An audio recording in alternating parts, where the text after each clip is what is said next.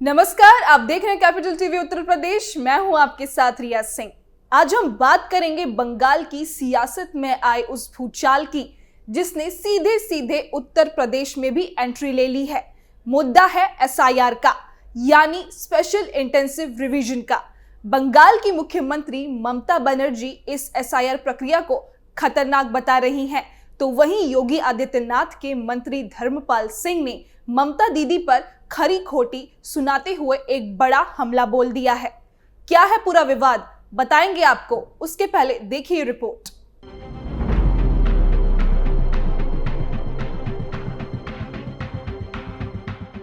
पश्चिम बंगाल में एसआईआर की प्रक्रिया शुरू होते ही राजनीति में उफान आ गया है। एक और ममता बनर्जी और अभिषेक बनर्जी इसके विरोध में सड़क पर उतर आए हैं, तो दूसरी ओर आम लोग 2002 की वोटर लिस्ट तलाशने में अफरा तफरी मची है। जब से चुनाव आयोग ने 2002 की वोटर लिस्ट का पीडीएफ अपलोड किया है, तब से कई बार वेबसाइट ध्वस्त हो चुके हैं। वोटरों की मदद के लिए चुनाव आयोग ने हेल्पलाइन शुरू की है, जिस पर भी वोटिंग लिस्ट लंबी बताई जा रही है। और अब बात यूपी तक पहुंच गई है, जहां ममता बनर्जी के एसआईआर प्रक्रिया को लेकर सियासी बहस छिड़ चुका है। उन्नाव जिले के प्रभारी मंत्री धर्मपाल सिंह ने कहा कि पश्चिम बंगाल में जो अराजकता फैली है वह ममता बनर्जी के द्वारा हुई है। ममता के गुंडों ही एसआईआर में जो कर्मचारी काम कर रहे हैं उनके साथ मारपीट कर रहे हैं। आपको बता दें कि बंगाल में मतदाता सूची में हेराफेरी की कोशिश का संदेह भी है, क्योंकि एक छोटे से ऑडिट में नए मतदाताओं के पंजीकरण के लिए इस्तेमाल किए जाने वाले चुनाव आयोग के फॉर्म 6 के संचालन में गंभीर उल्लंघन सामने आए हैं।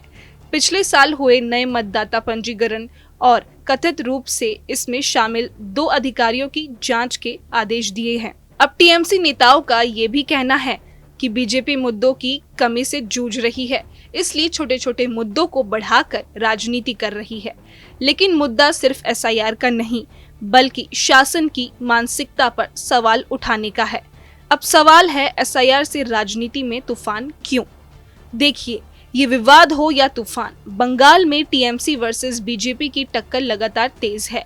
हिंदी बनाम बंगाली संस्कृति का मुद्दा भी कई बार उभरता है। साथ ही अब धर्मपाल सिंह का ये बयान इस पूरी बहस को राष्ट्रीय स्तर पर ले आया है। टीएमसी इसे बीजेपी की दखलंदाजी बता रही है, जबकि बीजेपी इसे ममता की थोपे गए निर्णयों का मुद्दा कह रही है। धर्मपाल सिंह ने कहा कि भारत बाबा साहेब भीमराव अंबेडकर के संविधान से ही चलेगा और बंगाल में एसआईआर की प्रक्रिया शुरू हो चुकी है, जो निश्चित रूप से लागू होगी। उन्होंने कहा कि बिहार में 65 लाख वोट कटने की बात सामने आई थी, जबकि बंगाल में यह संख्या करोड़ों तक पहुंच सकती है।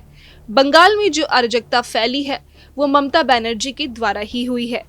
इस बहस ने दिखा दिया कि जनता अब शब्दों से भी राजनीति को समझ लेती है। एसआईआर केवल एक चुनावी प्रक्रिया नहीं रही, बल्कि ये बंगाल की राष्ट्रीय सुरक्षा और वोट बैंक की राजनीति का सबसे बड़ा मुद्दा बन गई है। योगी के मंत्री धर्मपाल सिंह ने ममता बनर्जी पर जो तीखे आरोप लगाए हैं, उससे साफ है कि बीजेपी इस मुद्दे पर कोई नरमी बरतने को तैयार नहीं है। उनका सीधा कहना है कि बंगाल अब संविधान के हिसाब से ही चलेगा। वहीं ममता बनर्जी की खुली चेतावनी है कि वह पूरे देश में बीजेपी की नींव हिला देंगी। इस बात का संकेत है कि आने वाले दिनों में यह सियासी संग्राम और भी ज्यादा जोर पकड़ेगा। अब सवाल ये है कि चुनाव आयोग इस बढ़ते दबाव और बीएलओ की खबरों के बीच क्या एसआईआर की प्रक्रिया को जारी रखेगा या फिर टीएमसी के दबाव में कोई बड़ा बदलाव करेगा। एसआईआर के तहत पश्चिम बंगाल में 80 से ज्यादा बीएलओ ने वोटरों का दरवाजा खटखटाना शुरू कर दिया है। चुनाव आयोग ने नए नियमों के मुताबिक जिन वोटरों या उनके माता पिता के नाम 2002 की वोटर लिस्ट में हैं, उन्हें मतदाता बनने के लिए नए सिरे से शामिल होने के लिए चुनाव कार्यालय में कोई नया दस्तावेज जमा नहीं करना होगा। रिपोर्ट्स के मुताबिक 2002 में बंगाल में लगभग 4 से अधिक करोड़ वोटर थे। अभी मतदाताओं की संख्या 7.62 करोड़ हो गई है।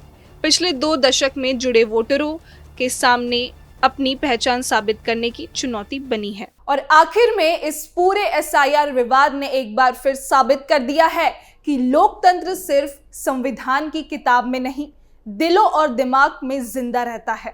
आपने देखा कि कैसे एक एसआईआर ने बंगाल में आग लगा दी, वहीं यूपी तक बयानबाजी पहुंचा दी। आज के इस खबर में बस इतना ही, और खबरों के लिए देखते रहिए कैपिटल टीवी और हमारे चैनल को सब्सक्राइब करना न भूलें। धन्यवाद।